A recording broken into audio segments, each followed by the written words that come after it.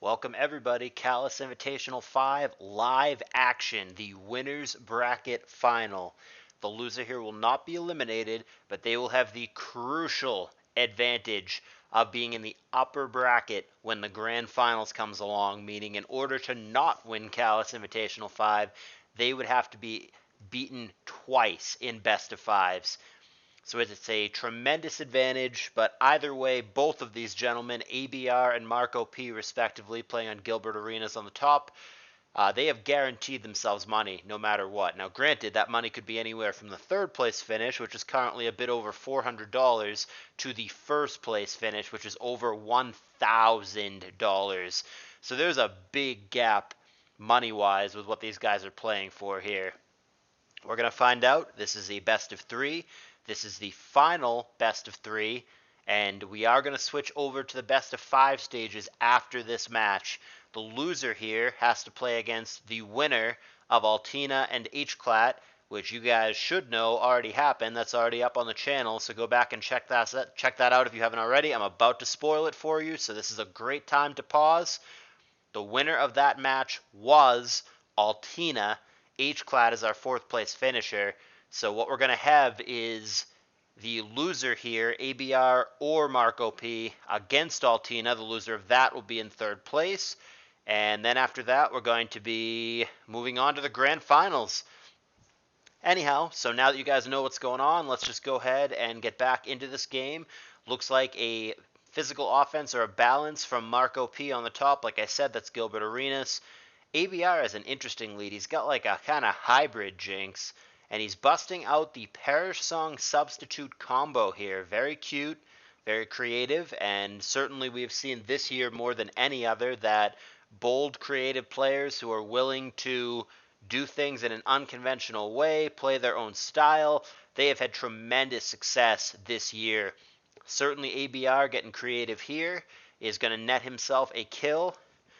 We also did see an Ice Beam on Magneton for a little bit of chunk, and a lovely kiss on my Milotic, which matters quite a bit. So you've got to think that ABR has the advantage here, especially with the Milotic asleep, unless it happens to be the extremely rare Rest Talk Milotic. Now, granted, when Milotic does use Rest, it does activate its own Marvel Scale, which is cool, but overall, it's generally better to have Recover. Rest Talk got really, really nerfed when we discovered that the mechanic was wrong and we changed it all those years ago. So, now we have Gyarados in on Regice. Jinx plus Regice, I mean, you've got to think this is a very offensive team for ABR. This is not designed to play a long game. We saw that Gyarados has Double Edge. Regice almost certainly, basically a guarantee, has Thunderbolt. But you want to be careful because you don't want to switch in a special wall like, say, Snorlax and get that blown up on. Now, a great switch for Marco, and I don't know that he's going to have this. In fact, he probably won't, would be a Jirachi here because he doesn't really care if he gets Thunderbolted or exploded on. Goes to the Sleeping Milo. Okay, so I think he was hoping to get exploded on, but that's not what happens. It is just T-Bolt. Now the pause. Magneton, hoping that gets blown up on, but again, it doesn't. It's T-Bolt. Magneton could potentially somewhat threaten Regice here. We saw that he doesn't have lefties, so the most likely thing that he has is a Magnet, but he could be the rare Endure set of Magneton with a Salic Berry, but we'll never know. The Magneton dies to a critical hit. That's going to prompt out T-Tire, which obviously is a threat to Regice. It's going to outspeed it and threaten to kill it with Rock Slide. Now, there is the Dugtrio in the back, which may or may not be able to revenge kill the T-Tire, depending on how bulky it is, also depending, of course, on the nature of the Dugtrio. That is a super relevant Rock Slide miss. Very unlucky for Marco. That makes it a guarantee that the Dugtrio can revenge kill here. May or may not have mattered, like we said, because we don't know what kind of T-Tar it is. If this is a Choice Band Tar or a not bulky Tar, then the Dugtrio maybe gets him anyway, but it probably mattered in all likelihood there. And he doesn't go to Dugtrio. That's a head scratcher. Why not? Why doesn't he go to Dugtrio there and get the kill? Very confused. He gets the Surf off and gets the kill, so that's good. but I'm not clear why he didn't go to Dougie there. Nevertheless, that prompts out the final poke previously unrevealed for Marco P. We've got a Celebi with a Combine, and unsurprisingly, it is yet another boom user for ABR. Immediately booms, does not want to deal with Celebi shenanigans, and he booms on the sleeping Milo. This prompts out the last poke for ABR. Yet another boom user in Gengar. And if it has Thunderbolt, which it very well may, Gyarados does not like that. Marco is going to have to predict the boom turn perfectly to have any chance here. He might be dead either way. He might be damned if you do, damned if you don't, because the Dugtrio could potentially pick off the Celebi and the Starmie if it has Thunderbolt, which we don't know. We've only seen Surf, but if the Starmie has Thunderbolt, then that will handle the Gyara as well. So it might be a problem either way for Marco, but I think his best bet is playing that the Dougie doesn't have HP Bug or the Starmie doesn't have Thunderbolt. Pick whichever one you think is most likely and try to make the boom happen accordingly. Both slowing down. There's a small chance for Marco here. He has to be perfect, and ABR just has to not have the moves that he doesn't want him to have, but this is very likely going the direction of ABR in this game 1. We do have a pause, though, the first real pause in this game, in what has been a fast game as far as turns. Sub 20 turns we're at right now, and it may not even take the full 20 for this to end. Thinking it over, can't blame either of them here. Not the most complex late game in the world, but not the simplest one either. There are things to think about here for sure. There is absolutely a mind game here. And keep in mind, the Intimidate is actually relevant here too, for purposes of Boom. Boom right now would not kill Celebi or Gyarados. Now the Celebi at least could be followed up on by the Dugtrio and killed. But that kind of has some problems too. Like if you follow up and you kill the Celebi with HP Bug, maybe the Gyara comes in, gets a Dragon Dance off, and then proceeds to sweep. Alternatively, if you don't boom here, maybe the Celebi begins combinding up and becomes a bit of an issue, especially if he has Recover. So the exchange, after a minute or so of thinking, ends up being Ice Punch and Psychic respectively. The Psychic is a one-hit KO all the way from 100%, so this is either a Super Celebi or a very not defensive Gar, or both. On this team where it's boom spam with Dugtrio, I wouldn't be surprised if the Gengar was not bulky in this case. Kind of expect that it would not be. So we wait. Celebi has shown Calm Mind Psychic. Could be a Baton Passer, but I don't know that that makes the most sense on this team. Could be a Super Celebi. It could also be that Ancient set with Recover and Leech Seed as the last two moves, but that also seems unlikely to me. And there's Giga Drain. So Starmie showed Ice Beam, so this whole game is going to come down to whether or not the Starmie has Thunderbolt and whether or not the Gyarados is equipped with his EVs to survive the Thunderbolt. If either the Starmie doesn't have T-Bolt or the Gyarados lives the T-Bolt, he could simply DD once, and it'll actually be Marco winning this game via the cleanup, via the DD Gyarados. Alternatively, even if he doesn't have T-Bolt, he could go for the Ice Beam Freeze. So what needs to happen here is Gyarados either finds the Starmie that doesn't have Bolt, or he survives it. But neither of those occur, and ABR secures the game. That was close. There are definitely scenarios there, like I said, where Starmie either just doesn't have Thunderbolt. It's weird. It's an off-star with Surf as opposed to Hydro Pump. I mean, ABR is not kidding. He is a devout worshiper at the Church of Accuracy. This man, he uses Flamethrower over Fire Blast on Mixed Ments. He uses Surf over Hydro Pump on Off-Star. He is dead set on, I don't want to miss. He will sacrifice the power no matter what. Fuck the Calcs, any of that. He does not want to miss. It is as simple as that. And indeed, Surf didn't miss for him. So here is game 2. And we have an immediate blow up via the Explosion meta. It blew up on the Zapdos. Not clear exactly what he was hoping to hit. It very well may have been the Skarmory, which is what he did hit. That's going to prevent Marco from ever getting spikes down, which is usually a pretty big deal on these kinds of teams. That is HP Fighting. So this is obviously an offensive team for Marco. Switches up at this point to T-Tar, eats a +1 body slam, and gets parried, which is unlucky for him. The T-Tar does have leftovers, we discover. Now Swampert comes in, and there's curse number 2. ABR has busted out another offensive team. It was a boom spam team with a couple special cleaners in the back, and now we're looking at seemingly a physical offense. It could be boom down to a Coon or boom down to some kind of cleaner. Huge roar. I mean, the body slam there was big punishment, 63%. He at least avoided the paralysis, but took a huge chunk in order to get that off. Gyarados now. Marco had that last game. Now it's ABR's turn. There is still the healthy Zapdos on the other side. Psychic blanking on T-Tar as Marco gets a little bit of momentum back, and he goes for Earthquake into the previously unrevealed Coon. So looking at a mixed offense for ABR. Not surprising, Marco is going to opt for the Skarm Bliss combination. Tried and true, can't go too far wrong. Blissey takes the Surf without too much issue, 14%.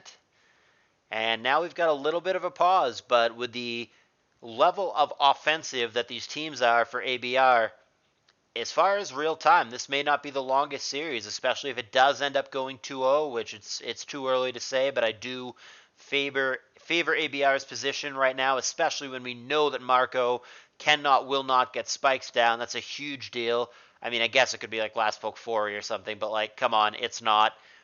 And yeah, I mean, a lot of the time, one of the problems with TSS teams is that they're very reliant. You don't even need all 3 layers. It's fine to just have 1 layer, but it's not clear that he's going to have enough offense to push through things on ABR's end when he doesn't have any layers down. Coon going for Toxic. Same thing I said before. I applaud the creativity from ABR. I applaud that he does not give a fuck about the metagame or what anybody else thinks. He gets his ideas. He tries things. He's not afraid to switch it up. I really applaud that, and it's gotten him this far. ABR is already only the 2nd player in CALLOUS Invitational history over 5 years to make money more than once in this tour. He was our 3rd place finisher back in CI 3, 2 or 3? 3. And he is looking good here. He's going to make money again no matter what, but arguably ABR could be the favorite. He could go on to win CALLOUS Invitational, which is huge for someone who is frankly not an ADV main. But let's not get too far ahead of ourselves here. Staying in the moment, Marco has managed to pull ahead in this game. Blissey, however, is about to die, and indeed she does. She sneaks in on a hidden power, survives it, but does not survive the follow-up sand. That leaves us in a 4-4 situation, both guys with an unrevealed. For Marco, there's only a handful of things that it would be. A Starmie, a Claydol, an Aerodactyl, a Gengar, the obvious 4. Those would be the mons that I would look at here to various degrees of likelihood. And for ABR, I'm not clear what the last poke would be. A Salamence makes sense if we're going double dance. I could see like a Super Celebi, something along those lines. I could see a Claydol, which is just another Boomymon that happens to give another rock resist here. Hidden Power Grass blanking on Zapdos here. Zapdos should be faster. And the sand says that Jirachi is faster, actually. Rachi gets lefties before Zapdos. Oh boy. That's awkward. I mean, it looks like Super Rachi, so you'd think the last move is Fire Punch, so like Zapdos should be, air quotes, safe here, in that it won't die to a surprise Ice Punch, and it will survive a Psychic, but I don't know if he can kill the Rachi from 42% with +1. It's obviously an offensive Zapdos, so if not for the Combine boost, he could get him, but I don't know, 42% feels like a lot at +1, and he can't rely on the sand to finish it off either. Jirachi, as we all know, is sand immune with his steel typing. It's ABR who's running the calcs here, but I think you just Psychic here, and I think you probably survive the Thunderbolt, and then you just follow up with whatever attack, Psychic or HP Grass, what have you, but yeah, ABR agrees with me. You just go Psychic here. Maybe that's what he's playing around. Maybe he thought there might be a T-Wave. T-Wave plus HP Fighting is really weird, is really not very common together. And man, that Thunderbolt was not even close. It might not have even been a 2-hit KO, as it turns out. Okay, well, Rachi is the last poke for Marco. Here's the follow-up. He Calm Minds up, gets immediately Fire Punched, but not burnt.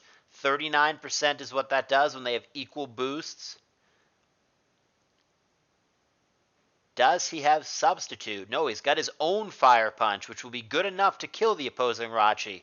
Ties us up 3-3. At this point, ABR shows his last poke. Tyranitar makes me immediately look at the Swampert health, and it's at only 43%, which is pretty precarious here. Should Titar go for a Dragon Dance? If he Dragon Dances, he's got a great chance to win this game, I'm thinking. And if ABR does win this game, remember, this is still best of 3, not best of 5, so he'll be waiting in the grand finals in the winner's bracket should he win here. If Marco wins this game, we'll go to a game 3. And Marco thinking it over, asking himself if he has to play for a fire punch burn here, which is not where you want to be. He sticks it out and goes HP Grass. And Titar does indeed Dragon Dance up. He's got no lefties, so good thing he didn't play for Fire Punch. I think it's a Lumtar. Not looking great for Marco. No great answer to this boosted Titar here. Gonna have to sacrifice something, and it ends up being his own Titar. Dies to the Earthquake. Gotta give up something, so Pert comes in now. It's at 50%. Double Edge devastates it, but he survives. And Surf will get the kill. That leaves us in a 2-on-2 situation. Swampert very low for Marco. Lax at 71. Gyra at 100. That's going to be a problem. I mean, unless it were last move Thunderbolt for this Rachi, but that seems exceedingly unlikely to me. I think ABR almost certainly has this. But it's ABR taking the time. He does not see the 100% win path here. He's going over all the options. What if it's Thunderbolt? What if it's Ice Punch? What if this? What if that? He's going over all the possible things that Marco could have, even the most unlikely things that would bail Marco out. But make no mistake, Marco needs to be bailed out here. If this game plays out anything close to normally, ABR will win. Protect and Body Slam. Certainly hoping that your opponent makes a dumb boom there is one way to go, but ABR knows better than that. Swampert may have to play for an Earthquake crit or an Ice Beam freeze or something along those lines here.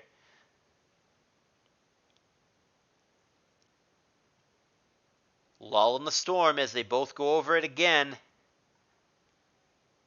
Marco is going to frankly need luck or an ABR mistake in order to climb back from this position. And now it's Marco taking the time, which he has plenty of. He's got over 3 minutes in the tank.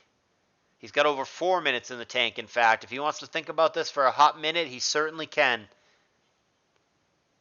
Focus Punch, hoping for a curse. That would have been, hey, you've got to play for stuff like that. I don't fault Marco at all for trying that. But I think that's probably it. I think we're looking at a self-destruct and a follow-up faster Gyarados with Earthquake, or a Gyarados that simply comes in, survives whatever the Rachi does, and then goes for Earthquake. But I think we're done here. Fire Punch, hoping for the burn, which would have minimized self-destruct damage. The only way now is if Rachi is both faster and has Thunderbolt, and I think neither of those are going to be the case.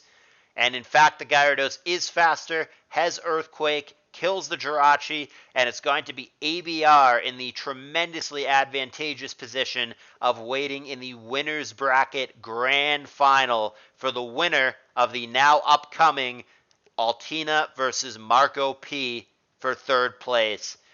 ABR has looked great all tour, really dominant, really creative, and he is now the odds-on favorite to win over $1,000 via first place in CALLOUS Invitational 5. But like I said, the next match you're going to see is going to be Altina and Marco P for third place. Look forward to that. Can't wait to see it. And I will catch you guys in the next video.